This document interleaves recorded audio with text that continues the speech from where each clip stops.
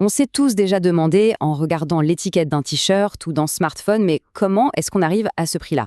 Eh bien souvent, la réponse se cache derrière un concept qui peut paraître un peu abstrait, mais qui touche directement notre portefeuille, le libre-échange. Aujourd'hui, on va décortiquer ensemble comment ces grands accords commerciaux finissent par faire baisser les prix dans nos magasins. Alors, la question de départ, elle est simple. Comment le commerce entre les pays change-t-il le prix de ce qu'on achète au quotidien?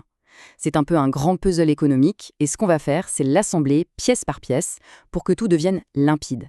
Et pour comprendre ça, il faut regarder ce qui se passe en coulisses. Il y a en fait 4 forces, 4 mécanismes vraiment puissants qui sont à l'œuvre. On peut les voir un peu comme 4 moteurs qui, quand ils tournent ensemble, ils changent complètement la donne. Voilà le programme. D'abord, la spécialisation, l'art de produire mieux. Ensuite, les économies d'échelle, ou comment grandir pour payer moins cher. Troisièmement, un effet un peu plus subtil, la concentration géographique. Et pour finir, la concurrence, qui est un vrai moteur pour l'innovation. C'est parti!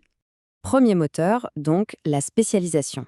C'est une idée assez ancienne, théorisée par l'économiste David Ricardo. Mais elle est toujours aussi pertinente aujourd'hui. L'idée de base est super simple. Et si chaque pays arrêtait de vouloir tout faire et se concentrait uniquement sur ce pour quoi il est le plus doué? Alors regardez bien cette réaction en chaîne. Quand un pays se spécialise, disons, dans la production de café parce qu'il a le bon climat, et un autre dans les voitures parce qu'il a le savoir-faire, qu'est-ce qui se passe? Eh bien, la production mondiale de café et de voitures augmente, sans utiliser plus de ressources. C'est un gain de productivité énorme à l'échelle de la planète. Et qui dit meilleure productivité dit forcément des coûts de production plus bas et donc, à la fin, des prix plus bas pour nous. Passons au deuxième moteur. Là, on change d'échelle. On ne regarde plus les pays, mais les entreprises elles-mêmes. Parce que le libre-échange, ça ne profite pas qu'aux nations, ça change la vie de chaque usine, de chaque entreprise. Et pour elles, une chose est claire, la taille, ça compte. Produire en très grande quantité, voilà la clé du mystère. Au lieu de se contenter de son marché national, une entreprise peut d'un coup viser un marché international, bien plus vaste. Le nombre de clients potentiels explose littéralement. Et là, on entre dans un vrai cercle vertueux. Un plus grand marché, ça veut dire plus de commandes. Les usines tournent à plein régime. Et vous le savez, plus on produit d'unités d'une même chose, plus le coût de fabrication de chaque unité baisse. C'est ça les fameuses économies d'échelle. La productivité de l'entreprise monte en flèche et elle peut se permettre de baisser ses prix tout en restant rentable. Troisième mécanisme, et là attention, c'est un peu plus subtil. On ne parle plus de la taille d'une seule grosse entreprise, mais de la puissance de tout un groupe d'entreprises qui se retrouvent au même endroit. Pensez à la Silicon Valley pour la tech, ou à la région de l'horlogerie en Suisse. Qu'est-ce qui se passe de si spécial quand tout un secteur se regroupe? C'est ce que les économistes appellent les économies d'échelle externes. Le concept, c'est que même une petite start-up peut devenir incroyablement performante si elle est installée au bon endroit, entourée de ses concurrents, de ses fournisseurs, de talents. C'est la magie du hub, de l'écosystème. Et la nuance est vraiment importante ici. Dans le cas d'avant, c'est une seule grande usine qui devenait super efficace. Ici, c'est tout un tissu industriel qui devient plus productif. Le gain est collectif, il vient de la force du groupe. Et un des moteurs de cet effet, c'est l'accès à ce qu'on appelle les biens intermédiaires.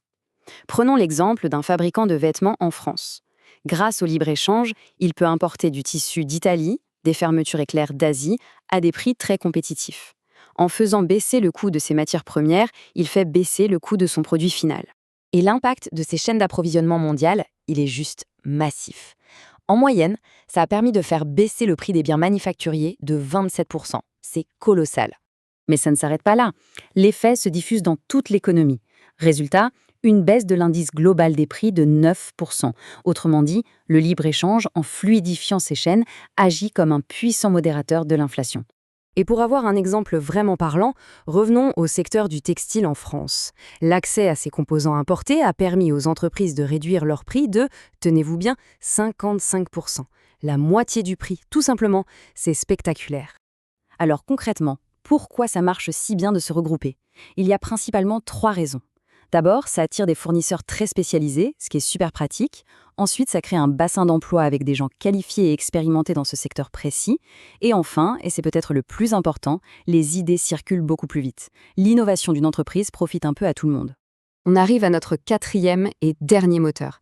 Et celui-là, c'est un peu le chef d'orchestre de tout le système. Celui qui met la pression et qui empêche tout le monde de se reposer sur ses lauriers. La concurrence. Parce qu'avec le libre-échange, une entreprise française n'est plus seulement en compétition avec sa voisine, mais avec le monde entier. C'est une pression de tous les instants. Pour survivre, il faut déjà s'aligner sur les prix des concurrents étrangers. Mais pour vraiment se démarquer et prospérer, il n'y a pas le choix, il faut innover, trouver de nouvelles manières d'être plus efficace, plus productif. Cette concurrence mondiale est donc un accélérateur d'innovation incroyable. Et cette innovation, en retour, permet de faire encore baisser les prix, la boucle est bouclée. Pour résumer, on a donc bien nos 4 moteurs qui tournent de concert. D'un côté, la spécialisation des pays pour produire mieux, de l'autre, les économies d'échelle, qu'elles soient internes à une grande entreprise ou externes grâce au hub géographique, et pour couronner le tout, une concurrence féroce qui pousse tout le monde à innover sans cesse.